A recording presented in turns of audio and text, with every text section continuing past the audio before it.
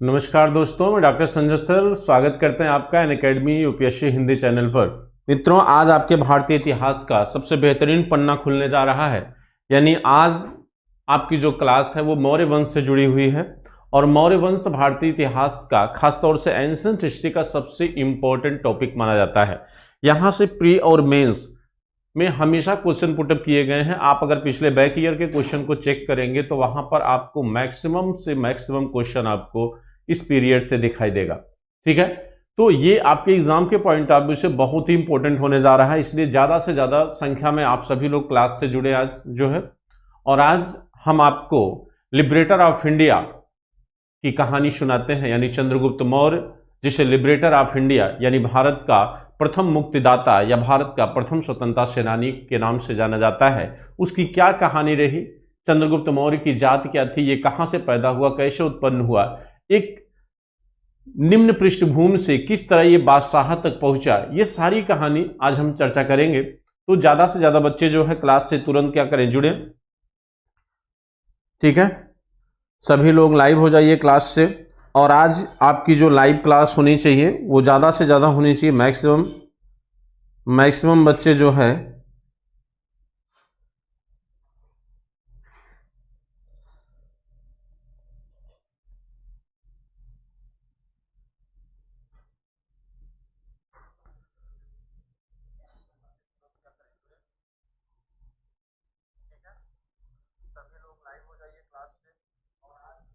ठीक है।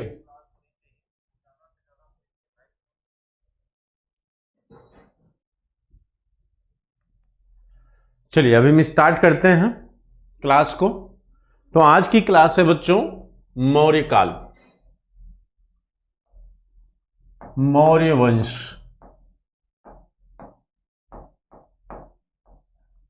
तो आज हम पढ़ेंगे मौर्य वंश के विषय में।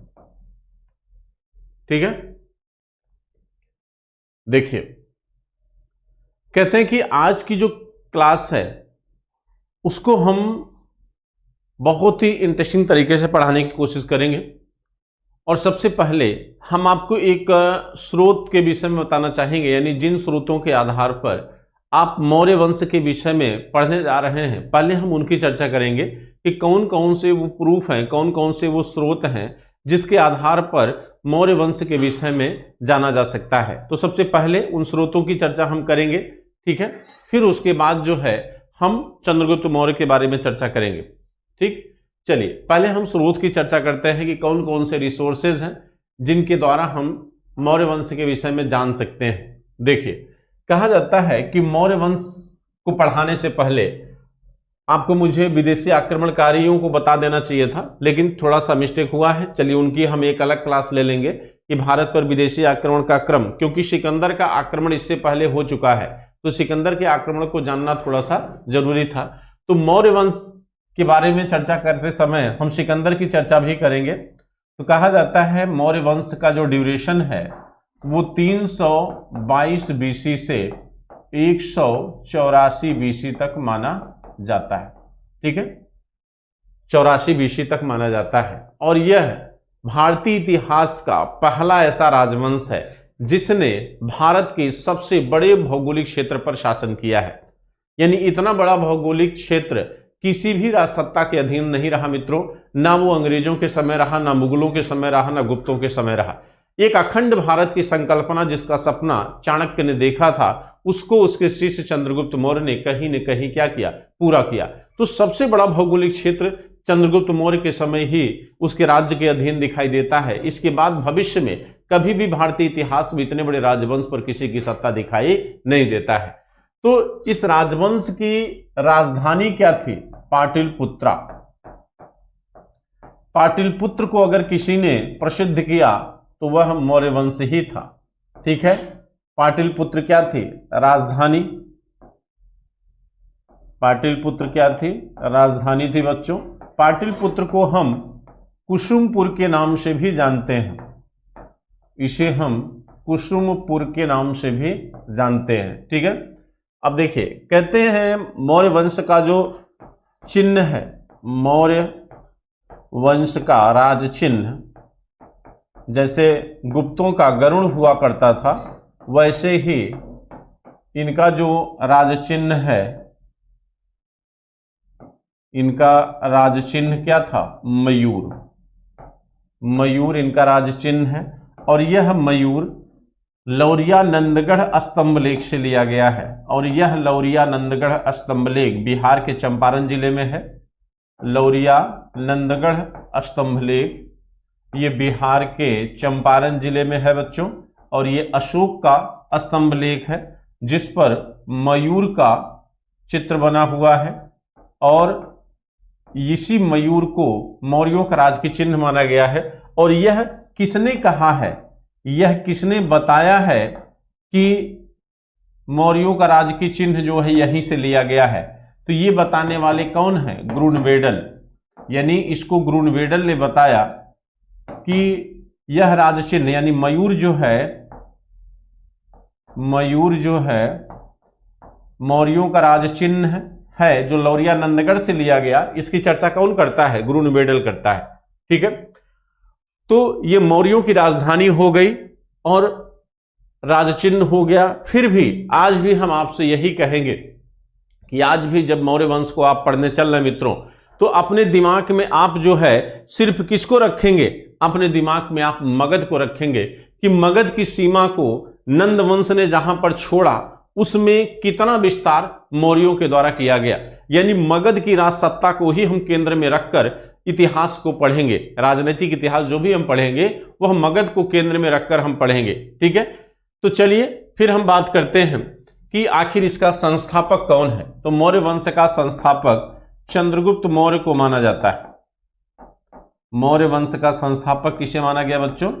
चंद्रगुप्त मौर्य को माना गया है। चंद्रगुप्त मौर्य के विषय में अभी हम चर्चा करेंगे, लेकिन पहले हम इनकी उपाधियों की चर्चा कर लेते हैं। इनकी क्या क्या उपाधियां रही हैं। देखिए, कहा जाता है चंद्रगुप्त मौर्य की अगर उपाधि की बात करें यानी टाइटल की, क्या क्या टाइटल इनकी रही, तो सबसे बड़ी टाइटल इनकी है liberator of India. Liberator of India, Bharat का मुक्तिदाता। और ऐसा इनको क्यों कहा गया है? क्योंकि आप जानते हैं कि भारत पर जब सिकंदर का आक्रमण हुआ तो सिकंदर ने भारत के उत्तर पश्चिम भूभाग को, जो व्यास नदी के पश्चिम में था, उसको जीत लिया था। और उस भूभाग को पुनः जीतकर भारत में मिलाने वाला शासक पहला कौन था? चंद्रगुप्त मौर्य था। यानी विदेशियों से अपनी भूमि को छीनने वाला पहला शासक चंद्रगुप्त मौर्य था। इसीलिए इसे लिबरेटर ऑफ इंडिया के नाम से संबोधित किया गया है। इसीलिए इसे प्रथम स्वतंत्रता सेनानी भी कहा गया है। यद्यप स्वतंत्रता सेनानी जो है ये आधुनिक भारत की संकल्पना है, लेकिन स्वतंत्रता सेनानियों का कार्य भी विदेशी सत्ता के विरुद्ध ही था। इसलिए इसके द्वारा किया गया जो कार्य है वह भी कहीं न कहीं विदेशियों के विरुद्ध ही है। भाई यूनानी हमारे लिए विदेशी थे, उनके विरुद्ध जो है इसने जो काम किया वह भी कहीं न कहीं स्वतंत्रता सेनानी के ही समकक्ष है। इसीलिए इसे प्रथम स्वतंत्रता सेनानी भी कहा गया है। इसीलिए इसे प्रथम स्वतंत्रता सेनानी भी कहा गया है। इसे पालिब्रोथक भी कहा गया है। पालिब्रोथक इसे इसलिए कहा गया है क्योंकि पाटलिपुत्रा का महत्व सबसे ज्यादा किसने बढ़ाया? इसी ने बढ़ाया इसे, इसीलिए पालिब्रोथक। पालिब्रोथक मतलब यहां पाटलिपुत्रा से है। ठीक है, इस पालिब्रोथक का संबंध किससे है? पाटलिपुत्रा से है। अब देखिए, कहा जाता है कि चंद्रगुप्त मौर्य को यूनानियों ने कई अन्य नामों से बड़ा संबोधित किया है। चंद्रगुप्त मौर्य को यूनानियों ने कई नामों से संबोधित किया है। तो ये बहुत ध्यान से, बहुत ही सूक्ष्म रूप से समझने की कोशिश करिएगा, क्योंकि ये अक्सर मिलाने को दिया जाता है, सुमेलित करने को दिया जाता है। किसने सेंड्रोकोटस कहा, किसने एंड्रोकोटस कहा, किसने सेंड्रोकोप्टस कहा, ये चीज मिलाने के लिए दी जाती है। इसको बहुत ध्यान से समझिएगा और बहुत आसानी से इसको मिलाने का बल्कि नोट कर लीजिएगा। देखिए, अभी हम चंद्रगुप्त मौर्य के नाम की चर्चा कर रहे हैं बच्चों। तो यूनानियों के द्वारा जो नाम इसको दिया गया वह नाम कौन कौन सा है? यूनानियों के द्वारा जो नाम दिया गया उसमें पहला नाम है, देखिए, सेंड्रो, एकदम साफ साफ लिखिएगा, सेंड्रोकोटस। सेंड्रोकोटस ये नाम है। और ये नाम दिया गया है जस्टिन एरियन,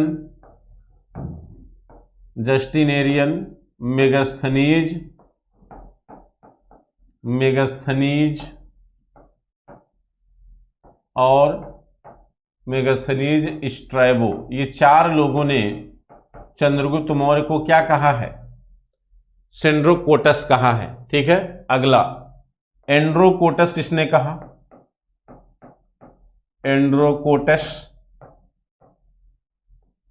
एंड्रोकोटस इसको कहा प्लूटार्क ने। किसने कहा? प्लूटार्क ने कहा। इसके बाद सेंड्रोकोप्टस किसने कहा? देखिए, सेंड्रोकोप्टस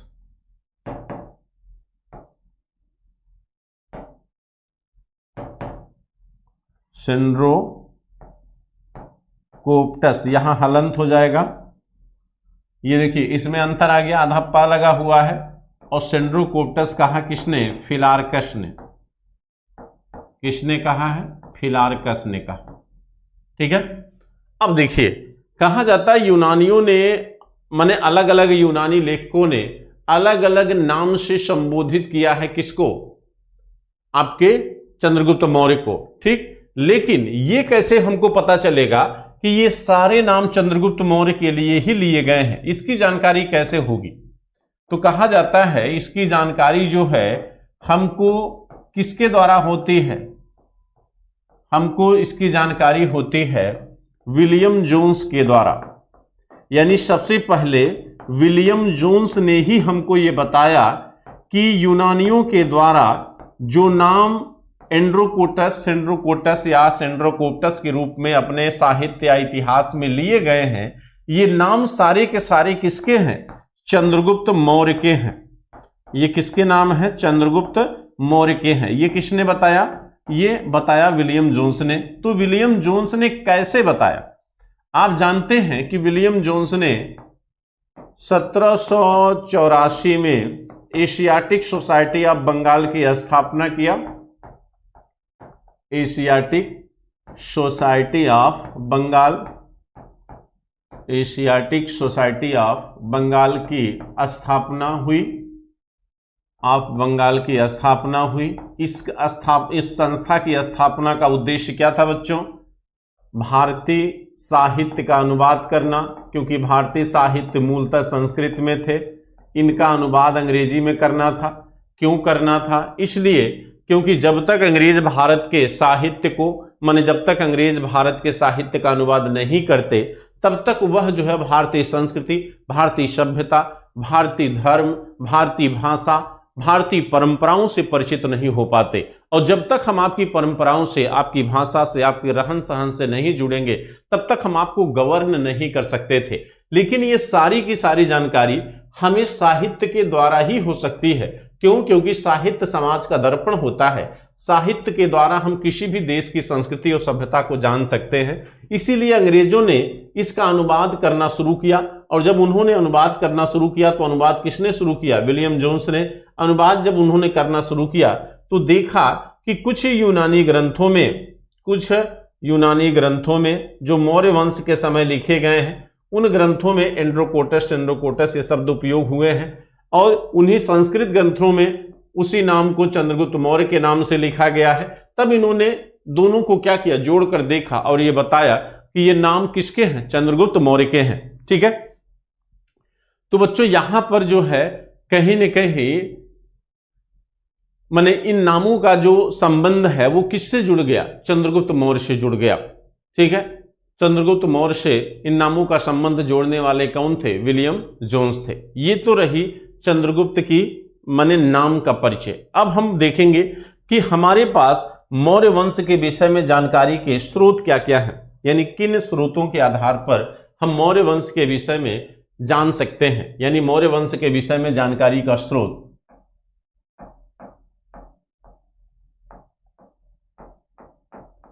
पहले एकदम डिटेल से इसको पढ़ना है।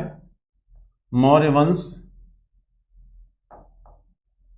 की जानकारी का स्रोत, मौर्य वंश की जानकारी का स्रोत।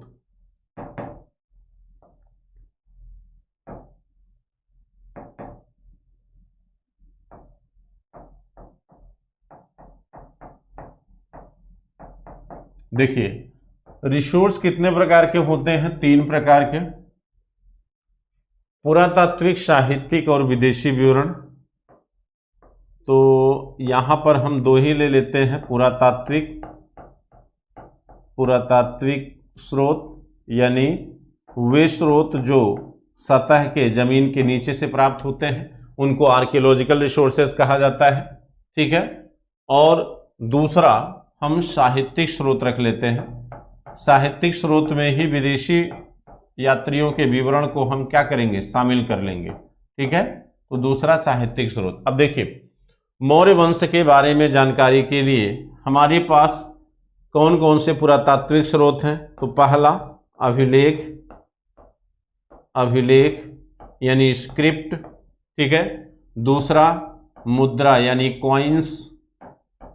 तीसरा मृदभांड यानी टेराकोटा, मृदभांड को टेराकोटा कहते हैं। और आपके स्मारक यानी भवन, और आपके चित्रकला और मूर्तिकला, ठीक है। ये सारे रिसोर्सेस किसमें आएंगे? पुरातात्विक स्रोत में। अच्छा, दूसरी चीज, अभिलेख में भी अगर देखें तो किसके किसके अभिलेख? तो अभिलेख मौर्यों में चंद्रगुप्त मौर्य का अभिलेख मिला है, चंद्रगुप्त मौर्य का अभिलेख, चंद्रगुप्त मौर्य का अभिलेख, चंद्रगुप्त मौर्य। और दूसरा अशोक, बिंदुसार का कोई अभिलेख नहीं प्राप्त होता। बच्चों, जब हमने आपको पूरा स्रोत पढ़ाया था, रिसोर्सेज जब हमने आपको पढ़ाया था, तो वहां पर हमने अशोक का अभिलेख नहीं पढ़ाया था। तो यहां पर इस चैप्टर में हम अशोक के अभिलेख को पूरी तरह से डिस्कस करेंगे, ठीक है। कहते हैं चंद्रगुप्त मौर्य के 3 अभिलेख आपको दिखाई देंगे। कौन कौन? जूनागढ़ अभिलेख, जूनागढ़ अभिलेख, जिसे हम गिरनार अभिलेख भी कहते हैं। इसके बाद महास्थान अभिलेख, और इसके बाद जो है सोहगौरा अभिलेख। ये 3 अभिलेख जो है आपके चंद्रगुप्त मौर्य के हैं, ठीक। बाकी 40 अभिलेख जो है आपके किसके हैं? अशोक के हैं, ठीक। तो अशोक के अभिलेखों को एक अलग चैप्टर में हम देखेंगे, यहां पर हम बहुत डिटेल नहीं जाएंगे, ठीक। ये हो गए पुरातात्विक स्रोत, ठीक। अब देखते हैं साहित्यिक स्रोत में कौन कौन से, इसका ग्राफ आप लोग बना लीजिए। साहित्यिक स्रोत में कौन कौन से रिसोर्सेस हैं जिनसे हमें मौर्यों के विषय में जानकारी प्राप्त होती है। यहां से प्रश्न बहुत पूछे जाते हैं, इसलिए ध्यान रखिएगा। अब देखिए, तो मौर्य वंश में सबसे पहला हमारे लिए साहित्यिक स्रोत के रूप में, इसको दूसरे कलर से करिए,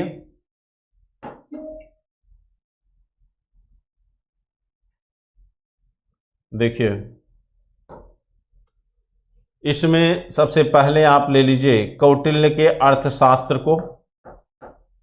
दिखाई दे रहा है कि नहीं? आप लोग आगे आ जा रहे हैं हम, ठीक है। कौटिल्य के अर्थशास्त्र, ये इसको मैं डिटेल में पढ़ा चुका हूं, कौटिल्य के अर्थशास्त्र को डिटेल में पढ़ा चुका हूं, ध्यान रखिएगा आप लोग, ठीक है। तो ये एक हो गया, माने कौटिल्य का अर्थशास्त्र हो गया। कौटिल्य के अर्थशास्त्र के बाद, इसके बाद क्रम से देखिए मुद्रा राक्षस नामक ग्रंथ। मुद्रा राक्षस, इसका लेखक कौन है? विशाख दत्त, इसका लेखक है विशाख दत्त। और एक चीज देखिएगा, कहते हैं मुद्रा राक्षस पर टीका किसने लिखा है? यानी इस पर टीका मतलब होता है बच्चों भाष्य। टीका माने जानते हैं? टीका मतलब होता है भाष्य। तो कहा जाता है इस पर टीका लिखा है किसने? ढुढ्ढीराज ने। टीका इस पर लिखा है ढुढ्ढीराज। इनको भी कई बार पूछा गया है कि विशाखदत्त यानी चंद्रगुप्त सॉरी माने मुद्रा राक्षस जो विशाखदत्त मुद्रा राक्षस जो विशाखदत्त की रचना है, इस पर टीका यानी भाष्य किसके द्वारा लिखा गया है? तो वो लिखा गया है किसके द्वारा? ढुढीराज के द्वारा। अगला विष्णु पुराण, विष्णु पुराण, विष्णु पुराण। अभी हम विष्णु पुराण, इसके टीकाकार कौन है? श्रीधर स्वामी। इसके टीकाकार श्रीधर स्वामी हैं, श्रीधर स्वामी। ये सब बनाते चल दिए ग्राफ आप। इसके टीकाकार कौन है? श्रीधर स्वामी। ठीक है। अभी देखिए हिंदू ग्रंथ से संबंधित ग्रंथों की अभी हम चर्चा कर रहे हैं। ठीक है। अभी हम बौद्ध और जैन ग्रंथों की चर्चा नहीं कर रहे हैं। ठीक, बौद्ध और जैन ग्रंथों की जब चर्चा करेंगे तो उसको अलग से देखा जाएगा। इसके बाद देखिए, कहते हैं पतंजलि का महाभाष्य, महाभाष्य ये पतंजलि का है। इसमें कहा जाता है मौर्यों की राजसभा का उल्लेख आता है। महाभाष्य ये व्याकरण ग्रंथ है जो किसकी रचना है? पतंजलि का, पतंजलि का। ठीक है, ये हो गए आपके हिंदू ग्रंथ। अब आइए, कहते हैं दो ग्रंथ आपके कहाँ के हैं? दक्षिण के। दो ग्रंथ बच्चों कहाँ के हैं? दक्षिण भारत के दो ग्रंथ हैं, अहनानूरू और परणर। इसको ऐसे लिखिए, दक्षिण भारत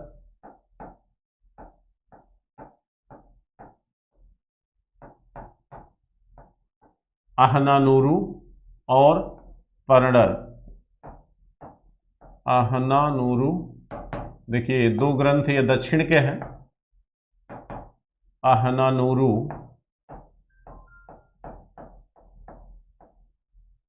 अहनानूरू और परणर। परणर का जो लेखक है वो है कपिलार। परणर की रचना किसने किया है? कपिलार। तो ये दो संगम काल के या दक्षिण भारत के दो माने हिंदू धर्म से संबंधित दोनों ग्रंथ हैं, इसलिए हमने इनको एक साथ कर दिया। ठीक है। तो साहित्यिक स्रोत में अभी तक हमने चर्चा किया कौटिल्य के अर्थशास्त्र, मुद्रा राक्षस, विष्णु पुराण और महाभाष्य। परिशिष्ट पर्वन को भी ले लीजिए,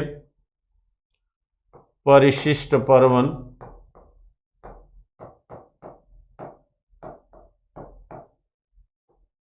ठीक, ये हो गए। अब हम बात करेंगे बौद्ध ग्रंथ की।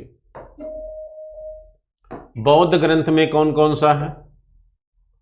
देखिए, बौद्ध ग्रंथ में आइए, तो बौद्ध ग्रंथ में आपके बौद्ध साहित्य में कौन कौन सा है जो चंद्रगुप्त मौर्य या मौर्यों के बारे में जानकारी देता है? इसमें पहला है दिव्यावदान, दिव्यावदान। इसके बाद सिंहली ग्रंथ, सिंहली ग्रंथ में दो आते हैं। सिंहली ग्रंथ में बच्चों ये दोनों श्रीलंका में लिखे गए हैं, महावंश और दीपवंश। सिंहली ग्रंथ में दो हैं, महावंश और दीपवंश। ये दो आपके जो है कहां पर हैं? ये दो सिंहली ग्रंथ दो आते हैं, दीपवंश और महावंश। ठीक है। और दिव्यावदान, ये बौद्ध ग्रंथ हैं जिनसे हमें जानकारी प्राप्त होती है। ठीक है। एक और आप रख सकते हैं, वो है मिलिंद पन्हो, चार्जर, वो आपका है मिलिंद पन्हो।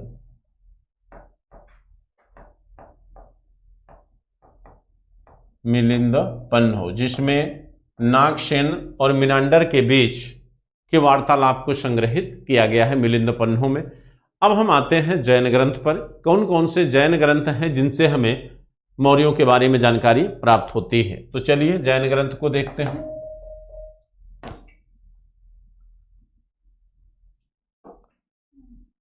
देखिए जैन ग्रंथ को हम ऊपर देखते हैं।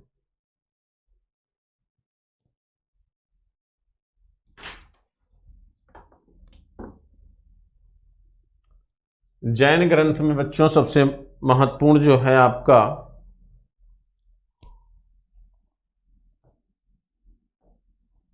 कल्पसूत्र। कल्पसूत्र बहुत ज्यादा तो नहीं हो रहा है, कल्पसूत्र, ये आप जानते हैं जिसमें जैन माने महावीर स्वामी के वचनों को संग्रहित किया गया है, इसमें उनकी जीवनी भी प्राप्त होती है। ठीक है। और दूसरी जो है जैन ग्रंथ में एक ग्रंथ है जिसका नाम है कल्पसूत्र, सॉरी कल्पसूत्र तो लिख ले। कल्पसूत्र के अतिरिक्त जो दूसरा ग्रंथ है वो बच्चों भी मिस हो रहा है, दूसरा वाला ग्रंथ नहीं याद आ रहा है। ठीक है, तो इसको अभी रहने दीजिए, यहां पर एक ही लीजिए जैन ग्रंथ में। ठीक, अच्छा सॉरी, ये परिशिष्ट पर्वन जो है ये जैन ग्रंथ ही है बच्चों, इसको यहां से यहां पर कर लीजिए, ये गलती हो गई थोड़ा सा। परिशिष्ट पर्वन, परिशिष्ट पर्वन, इसको आप जैन ग्रंथ में शामिल करिए। ठीक, यहां से इसको हटा देते हैं।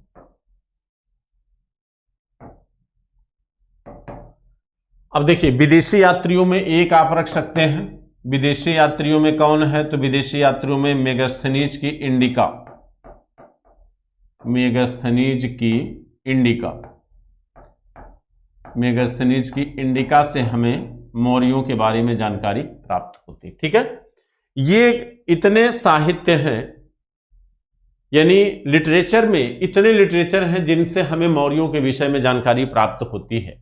अब हम क्रमबद्ध रूप से जब हम चंद्रगुप्त मौर्य की चर्चा करेंगे तो वहां पर इन साहित्यों का, इन ग्रंथों का उल्लेख हमें बार बार दिखाई देगा, तब वहां पर आपको कंफ्यूजन नहीं होगा। ठीक है, और यहां पर आप इनका एक ग्राफ बना लीजिए। ठीक है, इनका एक ग्राफ बना लीजिए ताकि आपको ध्यान रहे। ठीक, अर्थशास्त्र हम पढ़ा ही चुके हैं, अर्थशास्त्र पर आप जानते हैं इन पर टीका किसने लिखा था, अर्थशास्त्र पर टीका लिखने वाले हैं भट्ट स्वामी। इन पर टीका किसने लिखा था, भट्ट स्वामी। अर्थशास्त्र पर टीका लिखा था भट्ट स्वामी ने, किस नाम से, प्रतिपदा पंचिका के नाम से, प्रतिपदा पंजिका ये ग्रंथ है। ठीक है, ये सब फैक्चुअल जानकारी है जो आपके एग्जाम के लिए जरूरी हो सकती है। ठीक, तो ये रहा आपका चार्ट जो है। अब हम चर्चा शुरू करेंगे चंद्रगुप्त मौर्य के जीवन के बारे में, यानी वह बालक किस तरह से एक निम्न परिस्थिति से उभरकर सम्राट तक पहुंचा, उसके बारे में अब हम जानकारी करेंगे। और बहुत सारे कथानक बच्चों चंद्रगुप्त मौर्य के बारे में हमें दिखाई देते हैं। ठीक है, बहुत सारे ऐसे स्टोरी, बहुत सारे ऐसे कथानक बीच में आएंगे जिनकी कहानी, जिनके बारे में हम चर्चा करेंगे, और आपको कहीं कहीं वो लगेगा कि ऐसे काल्पनिक बातें लगेंगी, लेकिन हमें उससे मतलब नहीं है। हम जो एथेंटिसिटी है उसको कहीं न कहीं अपने एग्जाम के पॉइंट ऑफ व्यू से लेने की कोशिश करेंगे, लेकिन जरूरी ये होता है कि चीजें हमें पता होनी चाहिए, क्या स्टोरी है, क्या कहानी है, उसकी चर्चा हम करने चल रहे हैं। ठीक है, तो चलिए आप लोग ये ग्राफ बना लीजिए, मेगास्थनीज को अलग रखिएगा। ठीक, ये विदेशी यात्री है जो चंद्रगुप्त मौर्य या पाटलिपुत्र के बारे में जानकारी अपने ग्रंथ इंडिका में देता है। ठीक है, तो चलिए हम चंद्रगुप्त मौर्य की जानकारी आपको देते हैं। देखिए, मौर्य वंश का संस्थापक है चंद्रगुप्त मौर्य।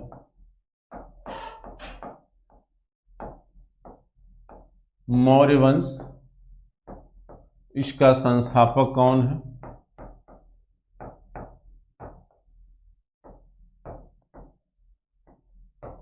चंद्रगुप्त मौर्य।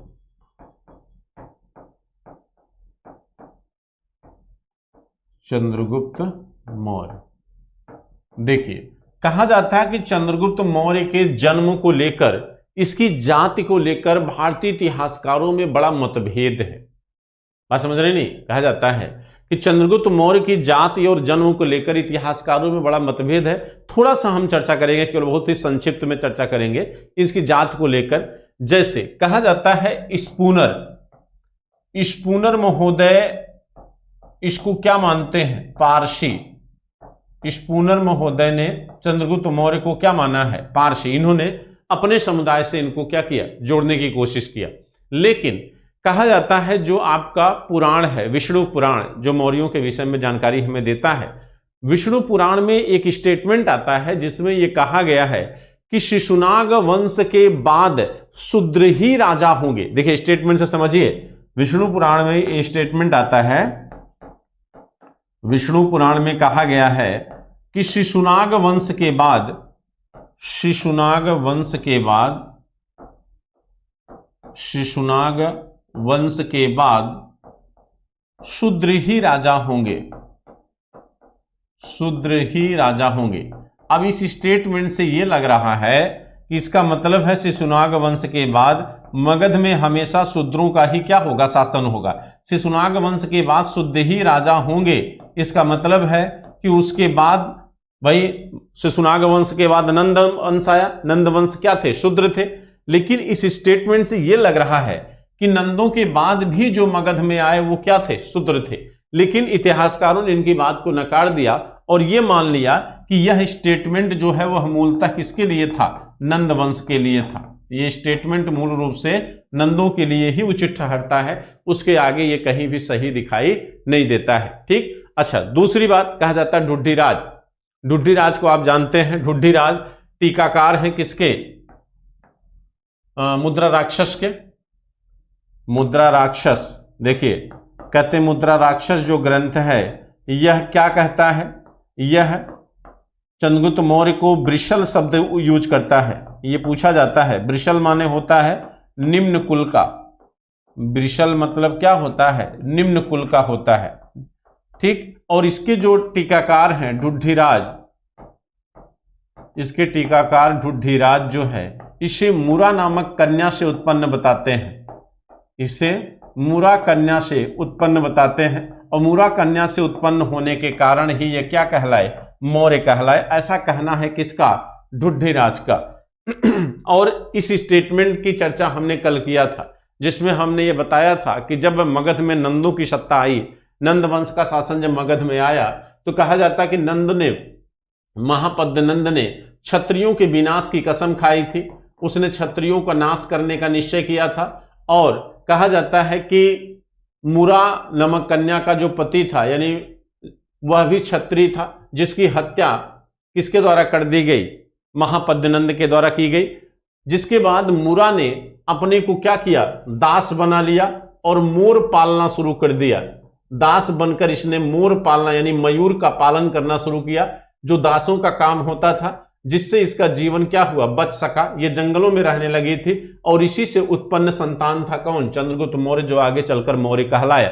ये ढुड्ढीराज का स्टेटमेंट है। ठीक है। लेकिन कहा जाता है इसी का समर्थन श्रीधर स्वामी ने भी किया है। और श्रीधर स्वामी, आप जानते हैं कि श्रीधर स्वामी भी एक टीकाकार है, उन्होंने भी इस बात का क्या किया है, समर्थन किया है। ठीक। तो जबकि बौद्ध और जैन ग्रंथ पूरी तरह से चंद्रगुप्त मौर्य और मौर्यों को क्षत्रिय मानते हैं। ग्रंथ तो यह कहता है कि जो चंद्रगुप्त मौर्य है ये मयूर पोषक एक ग्राम के मुखिया की दुहिता, दुहिता माने पुत्र था, जिसके कारण ये मौर्य वंश कहलाए। ये जैन ग्रंथों में कहा गया है। जैन ग्रंथों में कहा गया है कि ये मौर्य जो थे और क्या था, यह मयूर पालने वाले एक क्षत्रिय, माने इनका कहना था कि मयूर पालन करने वाले एक मुखिया की दुहिता, दुहिता माने पुत्री का पुत्र था, जो क्या था, क्षत्रिय वर्ग से था। ठीक है। लेकिन वह क्या करते थे, मयूर पालन करते थे, जो आगे चलकर क्या बने, राजा बने। तो चंद्रगुप्त मौर्य को यहां पर क्षत्रिय बताते हुए एक मयूर पोषक, पोषक माने पालना, मयूर पालने वाले की पुत्री बताया गया है जैन ग्रंथ में। तो इस तरह चंद्रगुप्त मौर्य के जीवन को लेकर अलग अलग धार्मिक ग्रंथों में अलग अलग चर्चाएं की गई हैं, लेकिन ये कहीं न कहीं काल्पनिक प्रतीत होती हैं। इनमें कितनी सच्चाई है इसकी आगे चर्चा की जाएगी, लेकिन हमें यहां पर बहुत उलझने की जरूरत नहीं है। सिविल में यहां से प्रश्न नहीं पूछा जाता है, एकेडमिक एग्जाम में यहां से प्रश्न आते हैं। ठीक है। जब आप पीजी का या ग्रेजुएशन का एग्जाम आप देते हैं तो वहां पर इस तरह के क्वेश्चन किए जाते हैं। अब हम बात करते हैं कि वास्तव में जिस समय चंद्रगुप्त मौर्य सत्ता में आए उस समय किस तरह का शासन था। ठीक है। तो चलिए देखिए, कहा जाता है कि मौर्य वंश के पहले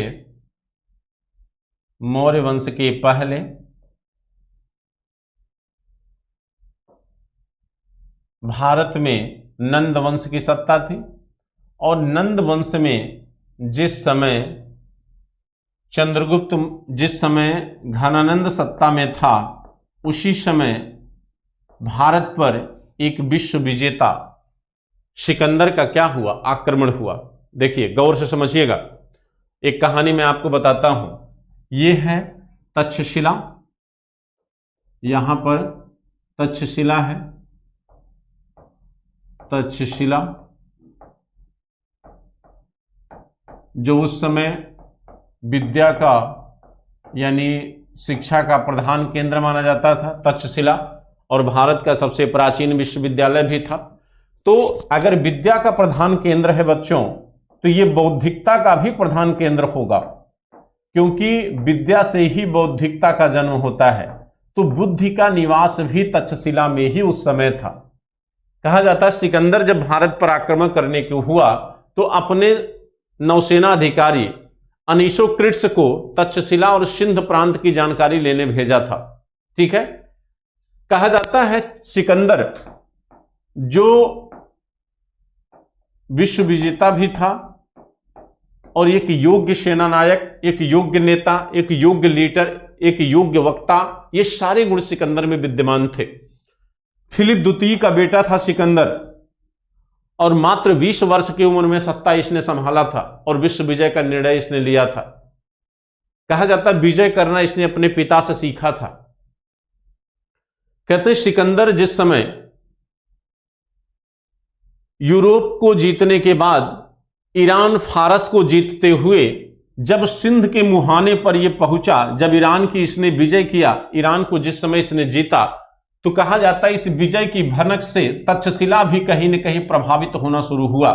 यहां के विद्वानों में सिकंदर का भय मने सिकंदर का भय जो है यहां के विद्वानों के तक क्या हुआ, पहुंच गया। और कहा जाता है इस समय यहां के विद्वानों में एक महान विद्वान था जिसका नाम था चाणक्य। कहा जाता है कि सिकंदर के आक्रमण को देखते हुए चाणक्य ने तुरंत जो है तक्षशिला में विद्वानों की एक परिषद का क्या किया, आयोजन किया और समस्त विद्वानों को उसने क्या किया, आमंत्रित किया। और इस विकट समय में सिकंदर के आक्रमण से बचने का विकल्प उसने विद्वानों के समक्ष रखा। यानी जो विचार का विषय था वो क्या था, सिकंदर का आक्रमण। ठीक है, तो यहां पर कहा जाता है कि सिकंदर के आक्रमण को देखते हुए चाणक्य ने विषय रखा कि भाई इस पर विचार किया जाए कि किस तरह से सिकंदर के आक्रमण से बचा जा सकता है। तो ऐसी कंडीशन में जितने भी वहां पर विद्वान थे सभी ने एक विचार व्यक्त किया कि भाई सबसे विद्वान तो चाणक्य स्वयं है।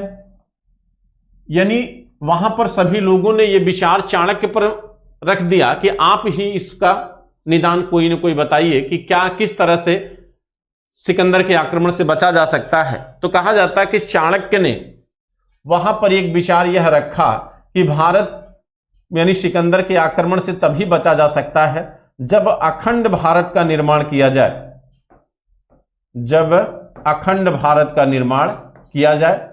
और वहां पर चाणक्य ने यह भी बताया कि इस अखंड भारत का निर्माण केवल मगध के नेतृत्व में ही हो सकता है।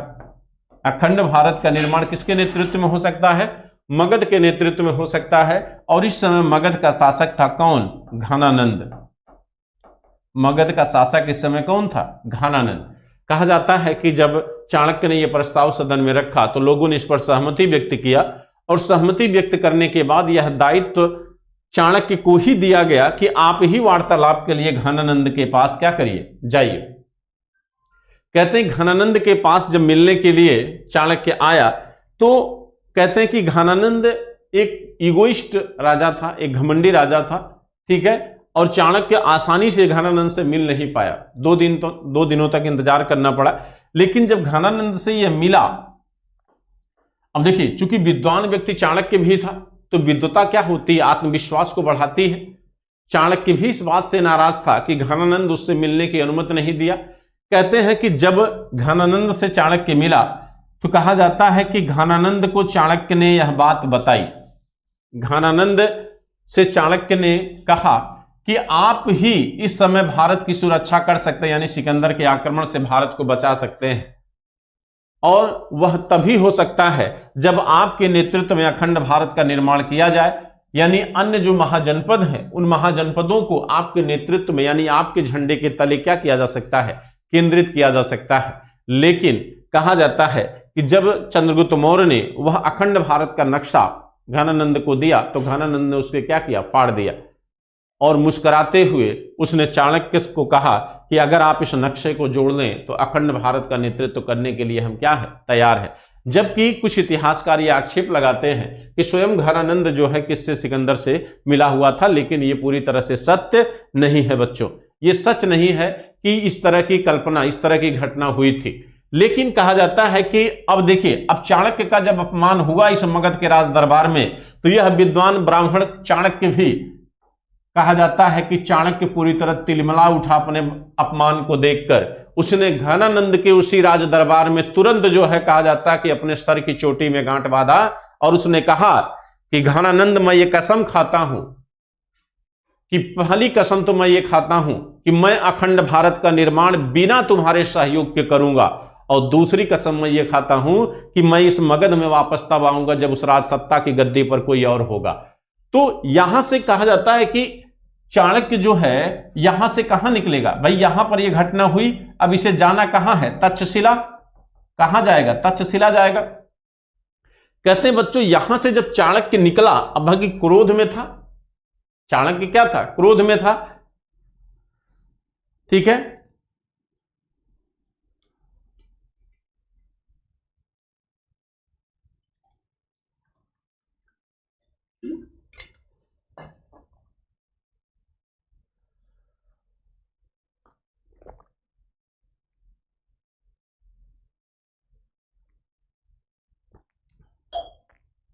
अब देखिए, कहते हैं कि जब मगध से तक्षशिला की तरफ ये जाने लगा, तो ये देखिए, ये आपकी विंध्य की श्रेणी है, ये विंध्य पर्वत की श्रृंखला है।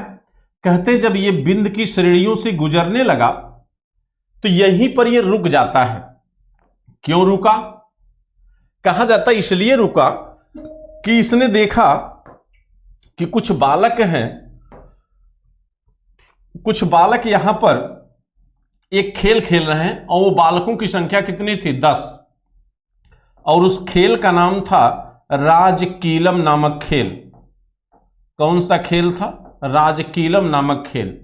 कहते हैं जब उन्होंने देखा कि कुछ बच्चे एक खेल खेल रहे हैं और उस खेल में जो एक बच्चा है वो राजा की भूमिका में है, यानी निर्णय की भूमिका में है, बाकी बच्चे जो है वो प्रजा की भूमिका में है। तो यहां पर कहा जाता है कि इस बच्चे में राजा, माने इस बच्चे की निर्णय क्षमता को देखकर चाणक्य ये बात पहचान लिया कि ये भविष्य में क्या होगा, राजा होगा। यानी ये सामान्य खानदान से पैदा हुआ बालक नहीं हो सकता, ये दास नहीं हो सकता। यहां पर उसके दिमाग में प्रश्न चिन्ह क्या हुआ, खड़ा हुआ। भाई एक गुरु अपने शिष्य की उपलब्धियों को, अपने शिष्य के अंदर क्या जो पोटेंशियल है, अगर उस बात को वो न समझ पाए तो फिर गुरु कैसा। तो यहां पर कहीं न कहीं चाणक्य जो है उस बात को क्या करता है, समझ लेता है। और कहा जाता है कि एक पॉइंट और था जिसने चाणक्य के इस संदेह को क्लियर कर दिया। कहा जाता है जब इन बालकों ने शिकार करना शुरू किया, जब इन बालकों ने शिकार करना शुरू किया जानवरों का, तो एक बालक को छोड़कर बाकी बालकों के शिकार करने का जो तरीका और उद्देश्य था वो एक था। यानी जो अन्य बालक थे, जो दास थे, दास तो सभी बालक थे, जो अन्य लोग थे, अन्य बच्चे थे, उनके शिकार करने की टेक्निक और तरीका एकदम अलग था। उद्देश्य जो उनका था शिकार करने का वो भरण पोषण करना या उसे बेचना, ये दो उद्देश्य था। लेकिन जो उसमें से एक बालक था, अकेला जो एक बालक था यानी चंद्रगुप्त मौर्य, इसके शिकार करने का जो तरीका था वो एकदम डिफरेंट था। और इसके शिकार करने का उद्देश्य जो था वो आनंद था। यह पोषण के लिए शिकार नहीं कर रहा था, यह आनंद के लिए शिकार कर रहा था। चाणक्य यहीं पर इस बात को जान जाता है कि शिकार आनंद के लिए एक राजा या राजकुमार ही करता है, एक दास नहीं कर सकता। इसलिए यह सामान्य कुल में पैदा हुआ बालक नहीं हो सकता, यह एक क्षत्रिय कुल में पैदा हुआ बालक हो सकता है या किसी श्रेष्ठ कुल में पैदा हुआ बालक हो सकता है। और यहीं पर चाणक्य जो है, कहा जाता है कि चाणक्य ने यहीं पर यह निर्णय ले लिया कि हमें इस बालक को आगे ले जाना है, हमारी की हुई प्रतिज्ञा को यही वो बच्चा है जो पूरा करेगा। इसी तरह कहा जाता है कि हर गुरु ये चाहता है कि उसका शिष्य जो है इसी तरह का हो। और हम भी आप लोगों से उम्मीदें करते हैं कि आप भी इस तरह का रिजल्ट दें बच्चों। लेकिन आपकी संख्या अभी 100 के ऊपर अगर पार हो जाए तो मुझे बेहद खुशी होगी, बेहद खुशी होगी अगर आप लोग ये करते हैं। ठीक है, रामजी पांडे जी बहुत अच्छा, सौरभ सक्सेना जी, राहुल कपूर जी, स्वाति जी। चलिए हम आगे कंटिन्यू करते हैं क्लास को। आप लोग जो है चलिए ध्यान से सुनिए। अब देखिए बच्चों, कहते हैं कि यहां पर क्या होता है कि जब यहां पर इसको ये माने यह क्लैरिटी मिल गया कि ये बालक क्षत्रिय कुल में पैदा हुआ बालक है, तो यहां से वो आता है। और उस समय चंद्रगुप्त मौर्य एक गोपालक का बेटा था, गोपालक का बेटा था। इस गोपालक से 1000 करशापड़ में इसने क्या किया, खरीद लिया। करशापड़ मुद्रा है मौर्य काल की, 1000 करशापड़ में क्या करता है, खरीद लेता है। और खरीदने के बाद 1000 करशापड़ में जब इसे खरीदा तो खरीद कर कहां ले गया, तक्षशिला ले गया। कहां ले गया, तक्षशिला। कहां ले गया बच्चों, तक्षशिला ले गया। और तक्षशिला उस समय कहा जाता है कि सैन्य विद्या, देखिए सैन्य विद्या और चिकित्सा विद्या, इन दो विद्याओं के लिए क्या था, फेमस हुआ करता था। कहा जाता है कि तक्षशिला में केवल 2 वर्णों को ही शिक्षा का अधिकार था, एक ब्राह्मण दूसरा क्षत्रिय। तो यहां पर चंद्रगुप्त मौर्य ने शिक्षा लिया। इसके आधार पर भी हम कह सकते हैं कि चंद्रगुप्त मौर्य क्या था, क्षत्रिय था। क्योंकि अगर वो क्षत्रिय न होता तो यहां पर उसे शिक्षा का अधिकार प्राप्त न हो पाता। या आप ये भी कह सकते हैं कि चंद्रगुप्त मौर्य को यहां पर चाणक्य किसी विशेषाधिकार का उपयोग किया हो, लेकिन ऐसा हमको दिखाई नहीं देता। ऐसा कोई हमें प्रस्ताव या प्रमाण बच्चों नहीं मिलता है। तो यहां पर चूंकि सैन्य शिक्षा लेता है कौन, चंद्रगुप्त, तो चंद्रगुप्त तक्षशिला में सैन्य शिक्षा लेना शुरू करता है। और कहा जाता है कि गुरु चाणक्य ने अपनी योग्यता के हर मानक को अपने इस शिष्य पर क्या किया, आजमाया। कहते हैं कि जब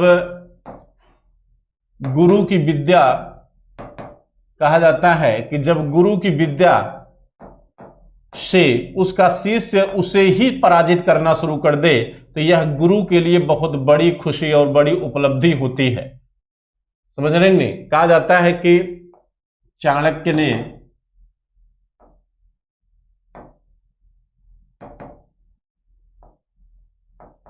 जो है तक्षशिला में, तक्षशिला को आप जानते हैं बच्चों, ये तक्षशिला जो है ये राजा तक्ष के द्वारा स्थापित किया गया था।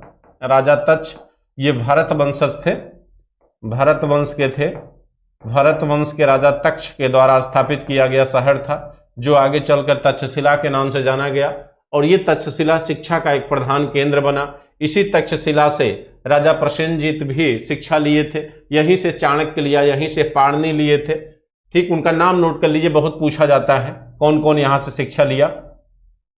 तो यहां से शिक्षा लेने वालों में देखिए पाणिनि यहां पर कुछ समय तक प्राचार्य भी रहे। चाणक्य भी यहीं से शिक्षा लिया था, चाणक्य तक्षशिला का था भी। इसके बाद प्रसेनजीत, राजा प्रसेनजीत, इसके बाद चंद्रगुप्त मौर्य,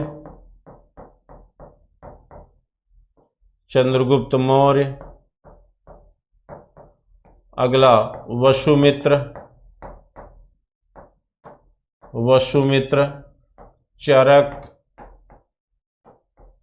चरक, जीवक। ये ऐसे लोग हैं जिन्होंने तक्षशिला से क्या किया था, ज्ञान प्राप्त किया था। तो इनके नाम को भी आप लोग क्या करिए, नोट कर लीजिए। ठीक है, अब देखिए कहते हैं कि यहां पर जब बालक चंद्रगुप्त आया तो चंद्रगुप्त के जीवन का चाणक्य ने सिर्फ एक ही लक्ष्य तय किया था, वो था घनानंद का विनाश, यानी मगध की विजय। कहा जाता है कि बालक चंद्रगुप्त मौर्य ने हमेशा मगध की विजय के बारे में ही क्या किया, विचार किया। हमेशा वह मगध की विजय के बारे में ही क्या किया, सोचता रहा। ठीक है, कहा जाता है कि कुछ ऐसे काल्पनिक तथ्य हमको दिखाई देते हैं। जैसे एक स्टेटमेंट है एरियन का, एरियन का एक स्टेटमेंट है जो किसी भी तरीके से हमें सही प्रतीत नहीं होता, और सही क्यों नहीं प्रतीत होता उसकी चर्चा भी हम करेंगे। कहा जाता है कि इन्होंने बताया है कि जब बालक चंद्रगुप्त मौर्य 16 वर्ष का था, अच्छा 16 वर्ष का था, इसका मतलब है कि जब चाणक्य ने इसे प्राप्त किया होगा तब यह कहीं न कहीं 14 या 13 वर्ष का रहा होगा। ठीक है, क्योंकि एरियन ये कहता है कि जब ये तक्षशिला चंद्रगुप्त मौर्य गया तो उस समय सिकंदर जो है भारत, उस समय सिकंदर भारत में सिंध क्षेत्र में आ चुका था, सिंध क्षेत्र में आ चुका था। अच्छा, कुछ स्तर तक ये बात सही भी लगती है, क्योंकि चाणक्य धनानंद के पास तब आया था जब वह ईरान को जीत चुका था। ठीक है, और ईरान की विजय उसने 28 में किया, भारत में 326 में आक्रमण किया उसने। अब देखिए, कहते हैं कि जब एरियन कहता है कि जब चंद्रगुप्त मौर्य को यह पता चला कि सिकंदर आया हुआ है तो वो सिकंदर से जाकर क्या किया था, मिला था, और सिकंदर से मिलकर उसने मगध के विरुद्ध क्या किया, मदद मांगी। लेकिन कहा जाता है कि सिकंदर जो है चंद्रगुप्त मौर्य की वाक्पटुता से, वाक्पटुता माने वह किसी भी तरह से सिकंदर से भयभीत नहीं था, यानी कहीं न कहीं सिकंदर के प्रश्नों का जवाब उसने बड़े माने विशुद्ध तरीके से दिया, जिससे वो क्या हो जाता है, नाराज हो जाता है। कौन, चंद्रगुप्त माने सिकंदर, वाक्पटुता, इसकी वाक्पटुता से नाराज हो जाता है सिकंदर, और सिकंदर जब नाराज हुआ तो चंद्रगुप्त मौर्य को मारने का आदेश देता है। और कहा जाता है चंद्रगुप्त मौर्य भागकर जब अपने गुरु के पास पहुंचा, चाणक्य के पास, तो चाणक्य ने कहा, चाणक्य को जब इसने बताया तो चाणक्य ने कहा कि बेटा, एक राजा में लोमड़ी और शेर दोनों के गुण एक साथ होने चाहिए, तभी वो राजा आगे जा सकता है। तो यहां पर ये स्टेटमेंट है, लेकिन ये कितना सही है कितना गलत है इसके बारे में कुछ कहना, क्योंकि इसका कोई पुरातात्विक प्रमाण तो है नहीं, ये साहित्यिक बातें हैं, तो आप भी इस तरह से जानते रहिए उसी तरह से। ठीक है, अब देखिए, कहते हैं चंद्रगुप्त मौर्य जो है अभी तक्षशिला में है और पूरी तरह हुआ युद्ध की तैयारी कर रहा है, किसके विरुद्ध, सिकंदर के, सॉरी मगध के विरुद्ध। लेकिन कहा जाता है कि मगध पर जब चंद्रगुप्त मौर्य पहली बार आक्रमण किया, मगध पर जब चंद्रगुप्त मौर्य पहली बार आक्रमण किया, तो इस समय जरा मगध की सीमा को देखते हैं।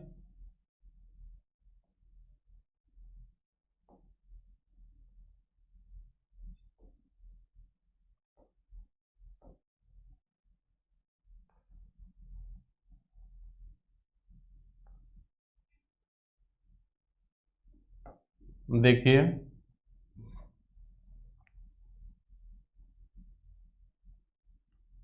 ठीक है, देखिए, कहते हैं कि सिकंदर वापस जा चुका है, सिकंदर क्या है, वापस जा चुका है।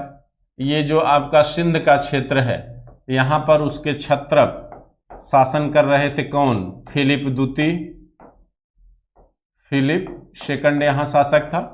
और ये जो पंजाब का क्षेत्र है, ये जो पंजाब का क्षेत्र है, यहां पर शासक था कौन, यूथिडेमस, यूथिडेमस। ठीक, और आप जानते हैं कि ये पूरा का पूरा क्षेत्र, ये पूरा का पूरा क्षेत्र जो सीरिया तक है, ये पूरा का पूरा क्षेत्र जो है ये यूनानियों के अधीन था। यहां ये सीरिया है, और सीरिया में इस समय यहां शासक था सेल्यूकस, सीरिया में इस समय यहां शासक था कौन, सेल्यूकस। ठीक, इसे हम निकेटर भी कहते हैं। निकेटर माने होता है क्या, विजेता, निकेटर मतलब विजेता। ठीक, और यहां सिंध में फिलिप द्वितीय है, और यूथिडेमस कहां पर है, पंजाब में। कहा जाता है कि बौद्ध ग्रंथ में, बौद्ध ग्रंथ से हमें जानकारी ये मिलती है कि जब सिकंदर जो है, सॉरी चंद्रगुप्त मौर्य जो है, जब तक्षशिला में प्रशिक्षण ले लिया, यानी जब उसने योग्यता हासिल कर लिया, तब जरूरत थी किसकी? सेना की। और सेना का गठन तभी हो सकता था जब धन हो। तो इसके बारे में कहा गया है कि कौटिल्य जो है इन विंध्य के जंगलों में आता है और यहां पर कुछ उसके पास जो है गुप्त धन था। इस गुप्त धन से कहा जाता है कि एक करशांपड़ से उसने 8 करशांपड़ का निर्माण किया। 8 करशांपड़ का निर्माण किया। इसे आप मुद्रा का अवमूल्यन भी कुछ इतिहासकारों ने कहा है, क्योंकि मुद्रा का भाव जब तक नहीं गिरेगा तब तक एक करशांपड़ में 8 करशांपड़ का निर्माण हो भी नहीं सकता। तो हम इसे मुद्रा का अवमूल्यन कह सकते हैं। ठीक है, चाणक्य द्वारा मुद्रा का अवमूल्यन किया गया और एक यहां से धन उसने अर्जित किया और इसी धन के आधार पर उसने क्या किया? सेना का गठन किया। ठीक है, और जब सेना का गठन हो गया तो कहा जाता है यहां से तक्षशिला से सिकंदर चंद्रगुप्त मौर्य ने सीधे हमला किया किस पे? मगध पर। और मगध में इस समय शासक कौन था? घनानंद। और घनानंद जो है चंद्रगुप्त मौर्य को क्या करता है? पराजित कर देता है। घनानंद का सेनापति कौन था? भद्रशाल। घनानंद का सेनापति कौन था? भद्रशाल। तो कहा जाता है कि यहीं पर मगध की एक झोपड़ी में चंद्रगुप्त मौर्य को भागकर शरण लेनी पड़ती है। यहीं पर चंद्रगुप्त मौर्य को क्या होता है? छिपना पड़ता है। तो कहते हैं कि जहां पर चंद्रगुप्त मौर्य छिपा हुआ था वहीं पर एक महिला अपने बालक को रोटी दे रही थी खाने के लिए, और वह बालक जो है उस रोटी को बीच से बार बार तोड़ता था, और जब बीच से बार बार तोड़ता था तो उस भाप से वो जल जाता था, क्योंकि भाप जो है वो सामान्यतः ऊपर की तरफ जाती है। तो वह महिला अपने उस पुत्र से कहती है कि तुम भी चाणक्य जैसी गलती क्यों बार बार कर रहे हो। यानी कहने का मतलब है कि वह यहां से चंद्रगुप्त ने यह सीखा कि हमें सीधे सेंटर को जीतना जरूरी नहीं है, हमें सबसे पहले जो परिवर्ती क्षेत्र हैं, जो सीमावर्ती क्षेत्र हैं, पहले अगर हम इन क्षेत्रों को जीत लिए तो धीरे धीरे मगध अपने आप क्या हो जाएगा? छोटा हो जाएगा और आसानी से हम मगध पर अधिकार कर सकते हैं। लेकिन कहा जाता है कि 322 ईस्वी में उसने मगध पर सीधे हमला किया और यहां पर वह क्या करता है? घनानंद को पराजित करता है, और घनानंद को पराजित करने के बाद यह मगध का क्या बन गया? राजा बन गया। मगध का क्या बना? राजा बना। तो चंद्रगुप्त मौर्य के राजा बनने में इतनी सारी कहानियां कहीं न कहीं सुमेलित हैं और बहुत सारी स्टोरी चंद्रगुप्त मौर्य के बारे में बताई जाती है। ठीक, तो बच्चों कल आज की क्लास ओवर हो गई है। कल हम चंद्रगुप्त मौर्य को डिस्कस करेंगे और यानी इसकी राजनीतिक उपलब्धियां क्या रही। ठीक है, अभी हम सेलुकस से इनका युद्ध भी कराएंगे, इनका विवाह भी हेलना से कराएंगे। तो आज की जो क्लास है वो यहां पर हम फिनिश करते हैं बच्चों। ठीक है, तो चलिए, जिस तरह से आप सभी लोग लाइव हैं इसी तरह से स्टार्टिंग से आप लोग लाइव हुआ करिए। ठीक है, कल इसके बारे में और डिटेल जानकारी हम देंगे चंद्रगुप्त मौर्य के बारे में। तो आज की क्लास यहीं पे हम एंड करते हैं। हाँ, एक सूचना आप लोगों को मैं देना चाहता हूं, अभी आप लोग रुके रहिए। एक सूचना मैं आपको देना चाहता हूं बच्चों, हमारी क्लास जो है आपको मैं बता दूं कि अनअकैडमी प्लस पे, अनअकैडमी प्लस चैनल पे हमारी क्लास 20 मई से 5 PM पर 20 मई से 5 PM पर हमारी क्लास हो रही है। आर्ट एंड कल्चर की, आर्ट एंड कल्चर की क्लास स्टार्ट हो रही है।